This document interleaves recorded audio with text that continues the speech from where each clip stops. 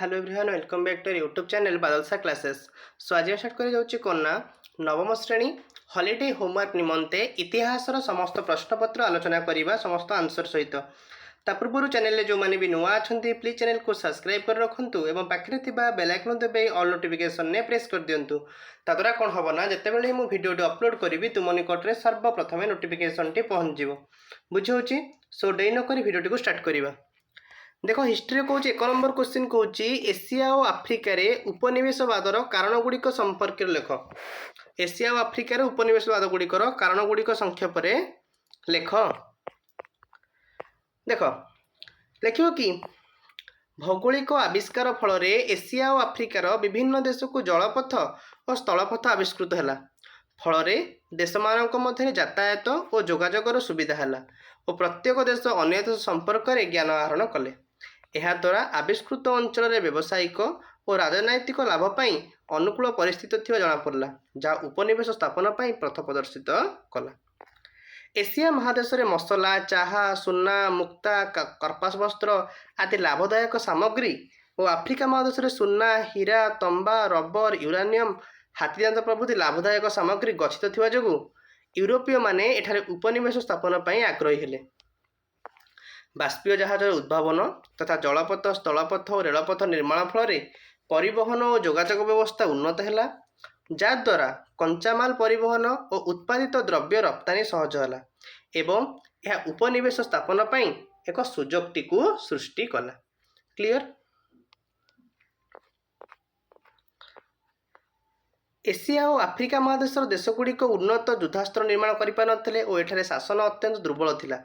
एही देशर अधिवासी माने स्वल्प पारिश्रमिक यूरोपीय देश में कार्य करुले फल यूरोपीय देश सहजरे एशिया और आफ्रिकार प्रभाव विस्तार कला।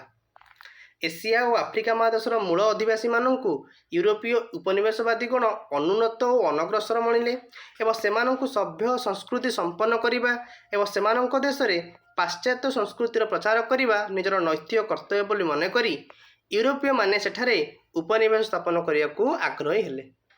बुझी जल्दी जल्दी पे चैनल को सब्सक्राइब कर दियो एवं आउ सब सब्जेक्ट ऑलरेडी प्रश्नपत्र अपलोड करछि जो न देखिछ प्लेलिस्ट रे वीडियो जाय देखि परिबो। एबे आलोचना करिबा आफ्रिका महादेशर मानचित्र रे उपनिवेश स्थापित होइतिबा अंचल गुड़िक चिन्हट कर। देख एई भली गोटे मानचित्र अछि तुम बही रे जोटा अछि जोटा जोटा अछि तुमे कोन एई भली चित्र करिकि तुमे चिन्हट करि पारिबो। क्लियर। तापर जो 3 नंबर मानचित्रटा कर चिन्हट कर जोड़ा तो बही अलरेडी अच्छी तुम्हें से कौन कर देखिए बही। 3 नंबर क्वेश्चन कौन दक्षिण आफ्रिकार वर्ण वैष्णव नीति विरोध में महात्मा गांधी का भूमिका कौन था लेख। लिख कि उपनिवेशवाद बा साम्राज्यवाद द्वारा वर्णगत विद्वेष अहंकार सृष्टि है। पृथ्वी में शासन करने भगवान गोरा लोक मान सृष्टि कर प्रचार करी उच्च वर्गर बोली विवेचना करागला। उपनिवेश गुड़िक गोरा शासक माने स्थानीय अधिवासी मानक नीच दृष्टि देखि वर्णगत विभेद सृष्टि कले। गोरा लोक माने स्थानीय लोकों सहित एकाठी न रही स्वतंत्र भाव अलग रहिले। दक्षिण आफ्रिकार यही वर्ण वैष्णव नीति सबुठ अधिक घूण्य अवस्था थिला। आउ गोरा सरकारंकर उग्र वर्ण वैष्णव नीति विरोध में महात्मा गांधी दक्षिण आफ्रिकार प्रथमे आंदोलन करते एवं भारतीय मानक प्रति दमनमूलक आईन प्रत्याहार करने को गोरा सरकार कौन बाध्य करथिले। क्लियर।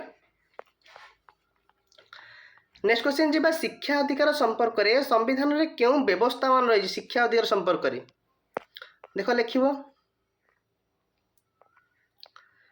प्रथम कथा हूँ संविधान धारा 29 और 30 रे भारत में बास करुवा संख्यालघु गोष्ठीर व्यक्ति मानकर स्वार्थ रखापी यही अधिकार प्रदान करा जायछि।